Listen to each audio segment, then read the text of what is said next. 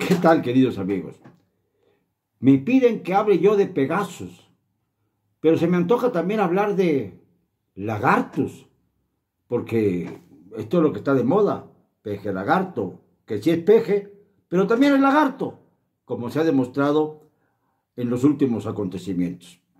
Lagartos, como una parodia perfecta de la Cuarta Transformación. Se dice que Pegasus espió a la familia López Obrador, a todos. Se dice que espió hasta Santiago Nieto, quien es ahora el elemento clave de la unidad de inteligencia financiera dentro de la administración de López Obrador. Y se habla de Alfonso Durazo, el actual gobernador electo de Sonora, que dice que él no se benefició del narcotráfico, pero bien que puso las carreteras claras para que el narcotráfico se expandiera por el país desde los primeros meses de gobierno de la Cuarta Transformación. Se dice también que Pegasus investigó a algunos periodistas. Son pocos los que tienen alguna credibilidad de estos, pero vamos a dejarlo así porque yo no me meto con los periodistas, porque son parte de mi gremio. Y los hay buenos, los hay regulares y los hay malos. Hasta ahí nada más. Pero también se dice que espió a los personajes que tienen mayor influencia en el régimen del señor López Obrador. Es posible que Pegasus, que es además una organización internacional, que no solamente laboró en México, sino que también laboró en varios países de Latinoamérica, de Europa, e incluso en los Estados Unidos a través de agencias de inteligencia, porque ahí es donde va a recaer la investigación. ¿De dónde surgió Pegasus? De una organización multinacional. ¿De dónde surge Lagartus?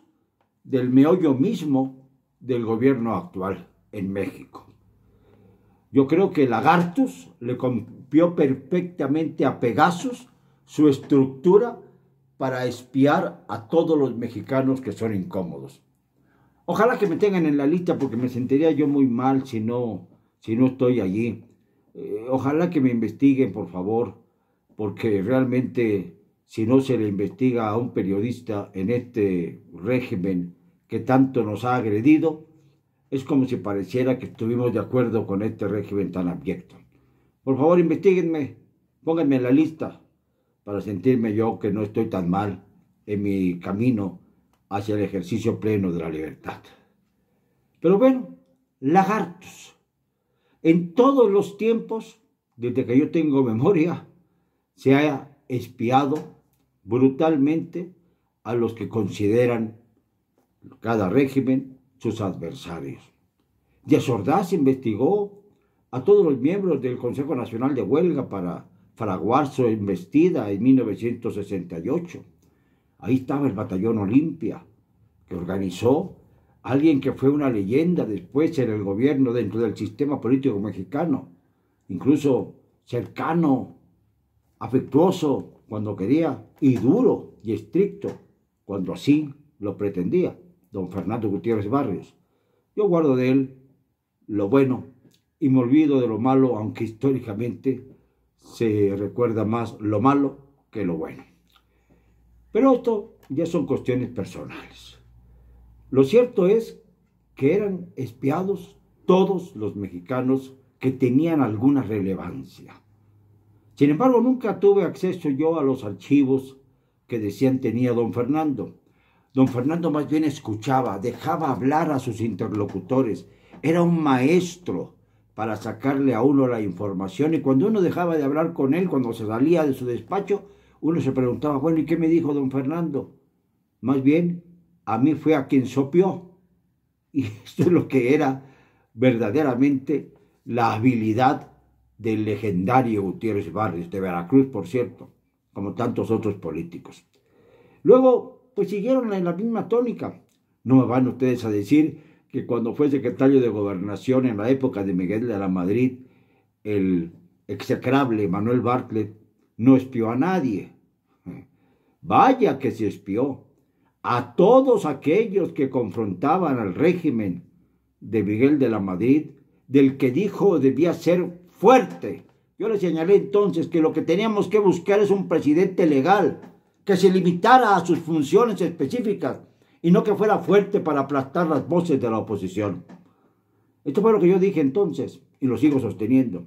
Pero Barthes se cambió de banda con muchas facilidades y dejó al priismo, que lo hizo secretario de Gobernación, secretario de Educación Pública, gobernador de Puebla, siendo tabasqueño en realidad, aunque nació por casualidad en Puebla, y luego pasó a ser líder del Partido del Trabajo. Y ahí permanece, porque no se ha pasado a Morena, está en el Partido del Trabajo por aquello de que no vaya a ser que de tanto brinco se quede cojo.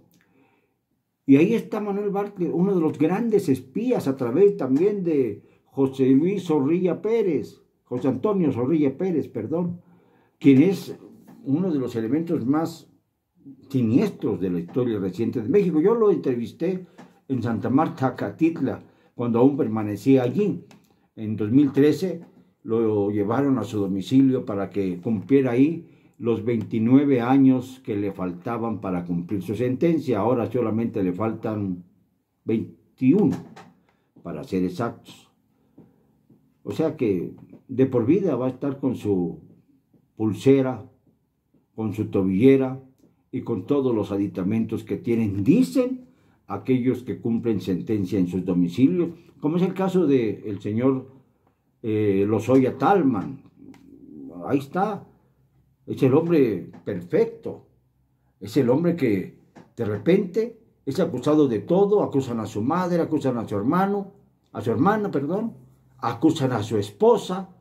Y él permanece en su casa sin dar la cara por un arreglo soterrado con el régimen de Andrés Manuel. Y está en su casa, cuando él es el verdadero eje del mal, del verdadero caso Odebrecht en México, el que descubriría hasta dónde llegaron los sobornos de esta empresa durante los gobiernos desde Fox hasta Peña, Fox, Calderón, Peña. Estos tres personajes estuvieron muy ligados al caso de Odebrecht. Y Lozoya Talman nada más es un elemento que, por desgracia, estuvo como una especie de carrusel dando vueltas alrededor de los expresidentes y de los dirigentes contaminados por la corrupción. Pero así es el sistema político mexicano. Ahora se ha hecho un gran escándalo por Pegasus, que también espió a otros jefes de Estado en su momento, y que también fue, yo creo que un instrumento de las agencias norteamericanas que se entrometen en la vida de los países y de las soberanías nacionales, que se entromete así, debajo del agua, como siempre lo han hecho, para ir descubriendo los hilos conductores y encontrando la vulnerabilidad de aquellos que cuestionan y que son motivo de ser espiados. Pero el espionaje, curiosamente, ahora lo realizan aquellos que en su momento fueron espiados, como el caso de Alfonso Durazo. Ya no está al frente de la Secretaría de Seguridad Pública, es gobernador electo de Sonora, una entidad repleta de rufianes, repleta de rufianes. Les podría yo contar muchas historias, panistas y priistas, todos están embarrados. Eduardo Burs, por ejemplo, quien fue el hombre que causó el incendio de la guardería ABC en Hermosillo al quemar papelería comprometedora al lado, es uno de ellos. Y por lo tanto, pues debiera ser investigado y en su caso procesado. ¿Y qué me dicen de Guillermo Padres? Este panista se robó el agua de los campesinos, poniendo presas para su propio beneficio en sus ranchos, nada más eso. Imagínense todas las barbaridades que hizo. Y él sí fue encarcelado. Y luego tenemos a Claudia Pavlovich, que hizo todo lo posible por rendirle cuentas a su verdadero jefe, Mario Fabio Beltrones, y no salió raspada, porque resulta que alguien de su mismo grupo, Alfonso Durazo, quien fue nada menos que el secretario privado de Luis Donaldo Colosio, el gran ícono el gran ícono de Sonora, ahora es gobernador por Morena, para avergonzar a su propio origen. Y es él uno de los que instrumentaron el espionaje durante el gobierno de la Cuarta Transformación. ¿O qué vamos a creer que López Obrador no espía? ¿Usted lo cree? Si usted lo cree, desmiéntame, dígamelo, para que entonces yo le presente a usted información bastante sobre la forma en que maneja el espionaje el señor López Obrador contra sus adversarios más importantes. Por eso están persiguiendo a Gilberto Lozano y a los dirigentes de Frena, por ejemplo. Por eso, igual que como se hace con el señor López allá en Venezuela, uno de los más acérrimos opositores de Nicolás Maduro, que está en la cárcel. Es así como operan los autoritarismos o los dictadores de América Latina. No es sorprendente. Lo que molesta es que se pretenda seguir ese cauce en un país como el nuestro, que está harto de simulaciones y harto de corrupción. Lagartus tiene, claro, en su mira a todos los periodistas que cuestionamos a López Obrador y a su familia, a su parentela, a los hijos, a los hermanos, a los primos, a todos los que tenemos conciencia de haber encontrado en pillaje absoluto, igual que sus colaboradores, Bartlett, Irma Heréndira, Zoe Robledo. Irma Heréndira ya no está para tapar las apariencias, y entonces su marido, Jack Ackerman, dice que López Obrador, el régimen de él, obra de manera parecida al estalinismo, es decir, como si fuera Stalin, que guillotinaba a sus cercanos en cuanto tenía la menor sospecha de que lo hubiesen traicionado.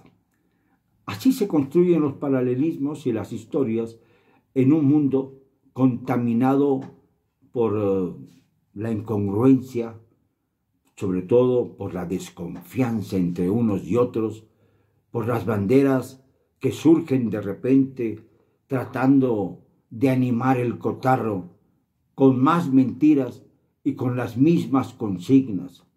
A mí me daba risa ver las consignas de los candidatos de todos los partidos en esta última elección de junio, porque era realmente como si nos encontráramos con las consignas de los años 70, de los años 80, de principios de este milenio. Lo mismo, cambio, les prometemos, con nosotros va a haber empleo, con nosotros va a haber justicia, con nosotros va a haber obras que necesita el pueblo, con nosotros vamos a tener dinero todos los mexicanos, o sea, con los partidos que lo propusieron. Ridículo. Y vemos que la miseria permanece, que eso es lo que nos debe importar, que no llegan las medicinas para los niños con cáncer, que es a lo que vamos a protestar el próximo sábado y domingo en las caravanas que se van a dar en todo el país para hacer elevar nuestra voz y a ver si así escucha a Andrés Manuel López Obrador y su familia corruptora y corrupta. Lo digo de plano, ya sé que puedo ser víctima de consecuencias, pero ya a esta edad, Andrés Manuel, vamos a hablar claro, a esta edad, ¿de verdad te importa la muerte? Porque a mí no. Te lo digo no porque sea hasta una amenaza, no. Yo no quiero que te mueras, yo quiero que acabe tu gobierno y que podamos sentarnos a tomar un café para preguntarte simplemente ¿por qué? ¿Por qué me engañaste cuando hablábamos acerca de lo que le deparaba el futuro a México? ¿Por qué mentiste? ¿Por qué eras otro ayer del que es hoy presidente de la República? Quiero hablar contigo largo, pero ya que no tengas el poder para reprimir, para asfixiar, para ensuciar la banda presidencial. Lo siento, no me van a callar, y lo digo, pese a lagartos, con cero cobardía.